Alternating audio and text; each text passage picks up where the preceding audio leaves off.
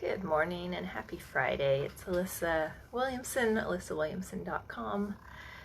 But I know I've been doing lives a bit more on business related topics or just mindset, which is related to my business, but it's what I think about all the time and what I really love and enjoy. But today I wanted to do a live just addressing personal recent events, and I know I've been trying to post proactively and just share articles that I feel are helpful or interesting. Hi, Karina. And today, in light of recent events, I wanted to address the Black Lives Matter movement. And Black Lives Matter, I think we're pretty familiar now, isn't just that they are the only ones that matter. It means that they have extremely pressing issues. I don't want to cry. That we need to address in society. We all know everyone's not treated fairly. For me personally, being a female, I notice how men earn more than women. We face discriminations and stereotypes, just whether we're too masculine, too aggressive. But I was lucky to be born with a skin color that I'm accepted by most people. Yeah, I'm female, and I notice when guys like blow me off or in networking events, are just like, oh, you're female, or oh, you do that, I'm not interested. And I notice that because it's an issue that's personal to me. But that's what affects me personally, so I notice it. But we all know it's there. Men know it happens, women know it happens.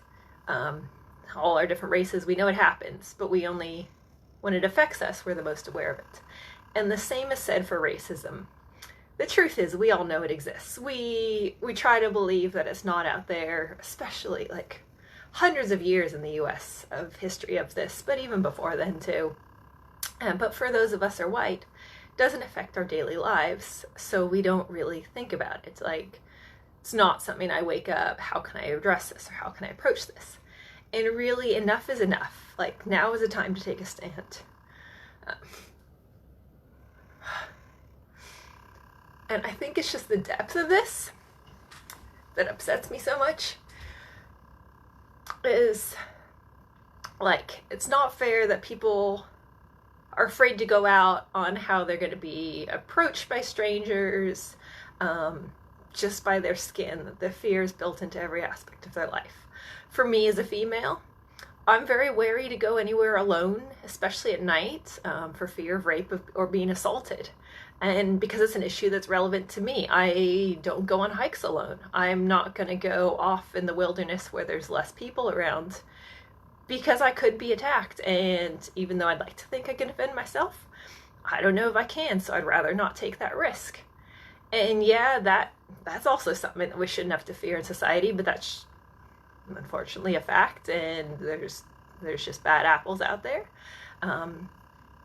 And that's, again, something that I think about. Like, I don't go out at night alone. I'm not going to go for a walk at night alone. Until I got familiar with Eugene, but I'm hearing all these runners and walkers be attacked. But again, it's a personal issue to me, so this is what I pay attention to. But I don't fear the police. I don't fear that some people might decide, oh, I don't like the look of her, I'm going to call the police on her. And they could say, oh, you look suspicious, we're taking you to jail. Or even hold me down even after I stop struggling and when I can't breathe. Like, I don't fear that. And the stories that are popping up of that coming on over and over again aren't right. And I admit, I have a lot of work to do on myself, because being not racist or believing that I'm not racist isn't enough anymore. We can't just say, oh, I'm not racist, so I'm doing what I can do. We have to actively be anti-racist now. And that's what I'm learning as I'm seeing some of the posts or my friends or seeing other public people speaking up, is we have to educate ourselves. Because we don't face it, we don't know what it's like, and we need to learn and read and learn more about this. So we need to take a definitive stand in being against racism and fighting it anywhere we see it, anywhere that it could come up, and proactively stepping up to support those who are victims of racism. And I don't know, I'm still learning. That's where I'm educating myself. I've purchased Me and White Supremacy, Combat Racism, Change the World, and Become a Good Ancestor. I know White Fragility is also another one highly recommended, so that will be next on my list as well. There are blogs and articles to read, public figures to follow, and just friends and neighbors to listen to. So that's all huge. And while it has never been acceptable, we have been lax in fighting racism. It's still around. Why are we still debating this?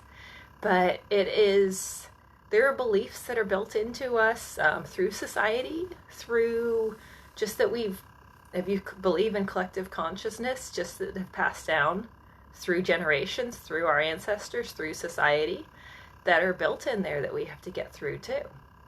And so now is the time to change that. And we can't change society in a day, but we can change ourselves and those that we influence as well. And so that's where we need to be coming together however we can to be educated, be smarter, be proactive. And many of us do have larger networks. Being in a business, I do a lot of networking together. I'm in women's groups like Junior League, where we're at the forefront of the community. We're already starting conversations about how we can make a difference here. But those in schools, churches, whatever your community event is where you're a large gathering of people, like, we need to be addressing this and not just ignoring it and letting it pass over. Sort of like news. It's whatever's the latest news, whatever gets the most attention. It's everywhere for a week or 2 or 3, and then it's gone as the next latest amazing thing pops up. So we can't just forget about this. We need to keep changing and influencing those around us, and get educated. So do what you need to do to get educated on how you can fight racism and how we can help those around us. And as they say, it's not up to our African American friends to teach us what to do. It's up to us to learn what we need to do to help them. So I'd love any thoughts or comments.